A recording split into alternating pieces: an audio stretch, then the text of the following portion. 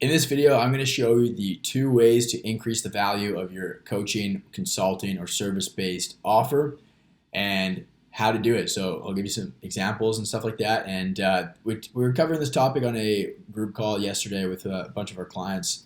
And anyways, really looking forward to this one. It's going to be an absolute banger. Joined here with the dog. Right? Got Lacey in the office today. So anyways, guys, I'm excited. Let's get into it. And let's get cracking. So the only 2 ways to increase the value of your offer. Well, let's map this out. Let's visualize it. So here's what we want. We want the price of our offer to be worth $1. And we want the perceived value of our offer to be worth $10.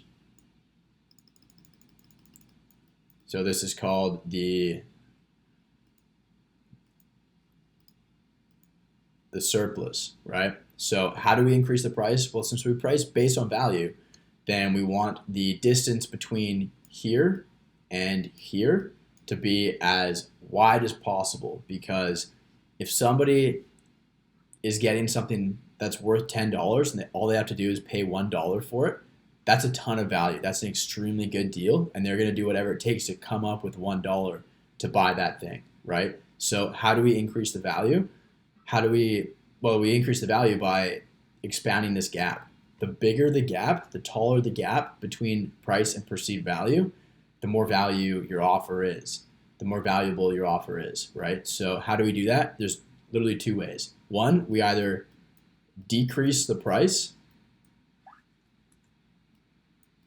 right? We drop the price, which is not what we want to do. Nobody wants to lower your prices. So that said, that rules that out, right? If we drop the price, then like let's say it's like 50 cents, yeah, we increase the total here, but we're shooting ourselves in our foot. So what's the other way?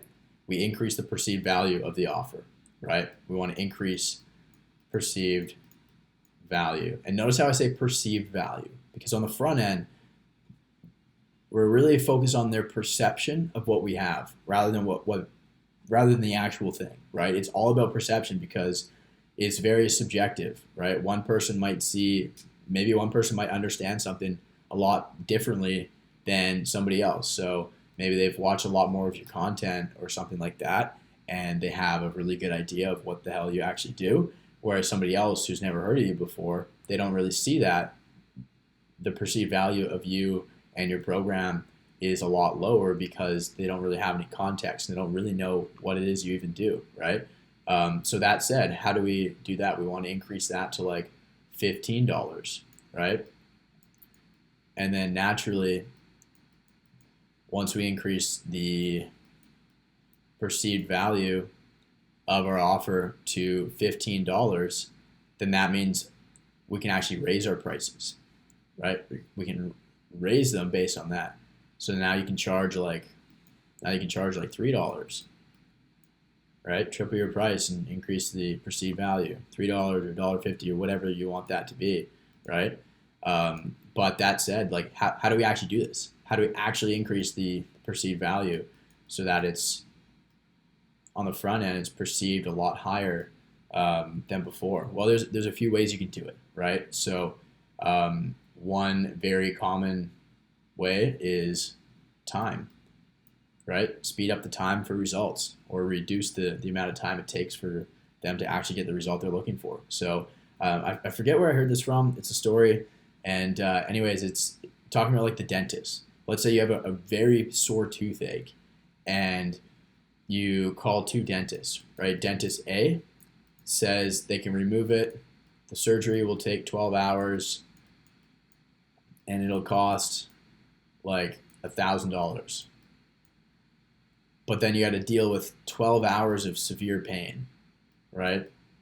Whereas dentist B says, oh yeah, I can do that in 30 minutes,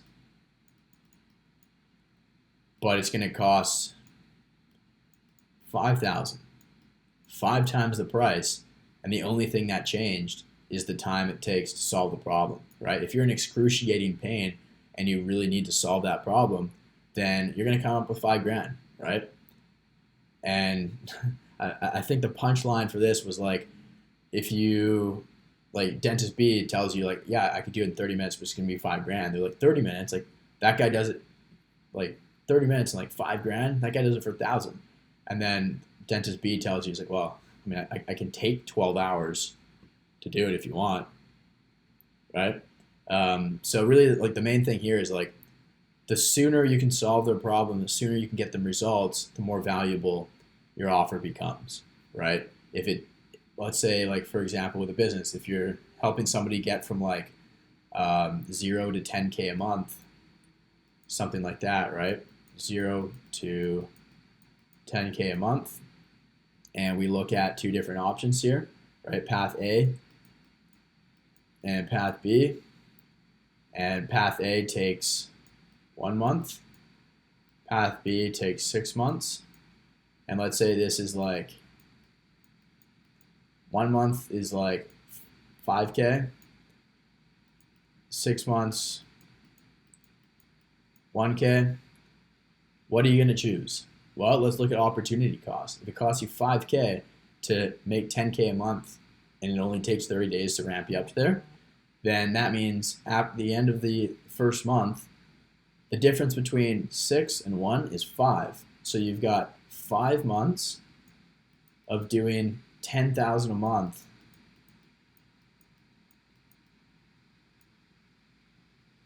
5 months of doing 10K a month until you hit month number 6, where then this catches up, right? So let's say by the end of month 6, you're doing 10K a month. But then over here, you've already got 5 months of doing 10K a month in the bag before that, which means you've already earned $50,000 before this person's even earned 10, right? So the opportunity cost, yeah, this one costs 5 times the price, but if it can help you get there a lot sooner, which it can, do you think that the $4,000 difference is worth 50K? I'd say so, right? So that's one way you can increase the perceived value of your program or your offer or whatever you're doing, is decreasing the time it takes them to get the results, helping them get results much quicker. So whether you have an extreme, like some simple ways, there's like extremely smooth, lean, efficient onboarding process where you just handle everything like right out the gate.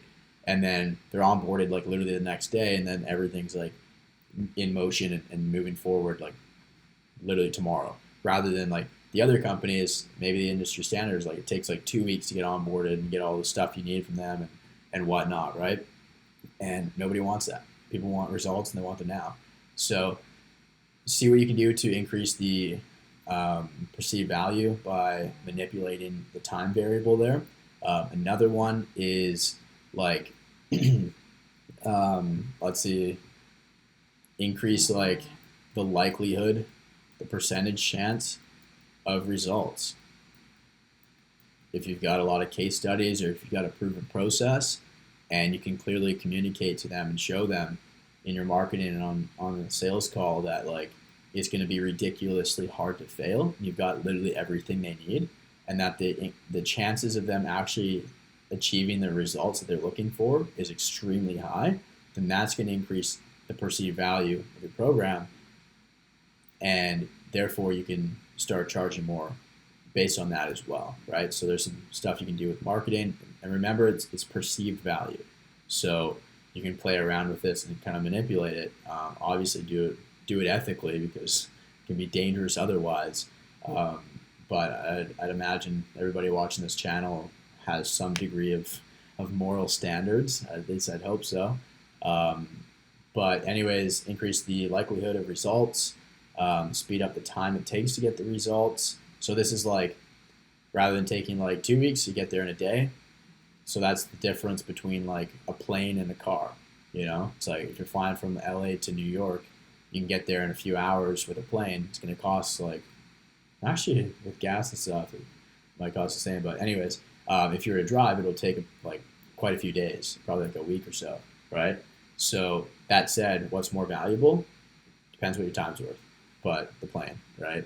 And then this is like flying from LA to New York in like a dinky little plane, a 2-seater plane from like the 80s versus like a 2022 private jet. Like the chances of you getting there, the chances of you actually arriving with the jet are going to be much higher than with the other little plane, right? So really just that's where we have full control as well. But anyways, these are just a couple examples. There's going to be a ton more, right? And really just like at the end of the day, perceived value, time, actually achieving the results, it really kind of boils down to tackling the objection of uncertainty, which most objections actually stem from, right? Behind the smoke screen of most objections, it's really just coming down to uncertainty, whether or not you can actually help them get there in the time frame that they want to, or whether or not you can actually help them get there, period, right? That's kind of the main core things. And I'm sure there's a lot of other examples here too on how you can kind of play around with the perceived value, right? Maybe throw in like a guarantee that increases certainty, right? Pretty much what we were talking about. There's tons of ways you can increase certainty, but that's really what it boils down to. So if you're taking away anything from this video, really just ask yourself, how can I increase the certainty in my prospect's mind that my offer is going to get them the results they're looking for? They're going to get a clear return on their investment, whether it's monetarily or not. It doesn't matter, whatever the results are going to be. And then really just like play around with those, with the variables and stuff at hand to be able to really just maximize the certainty in your prospect's minds. And that's what's going to help you really increase the perceived value and therefore the price of the offer. So anyways, hope you enjoyed this video. If you found this one valuable, if you found this one helpful, drop a like. It really helps me out. It really lets me know that you guys actually like these videos, and that I'll keep making more. But anyways, if you got any questions, let me know down below too. And a good place to get in touch with me is on Instagram. So if you got any questions there, just feel free to hit me up, Jeremy_Pogue, and the link will be, like the @ will be in the description here too. But anyways, guys, this was a great video. Really interesting topic, but yeah, I hope this is a good one for you. But other than that, see you guys in the next video.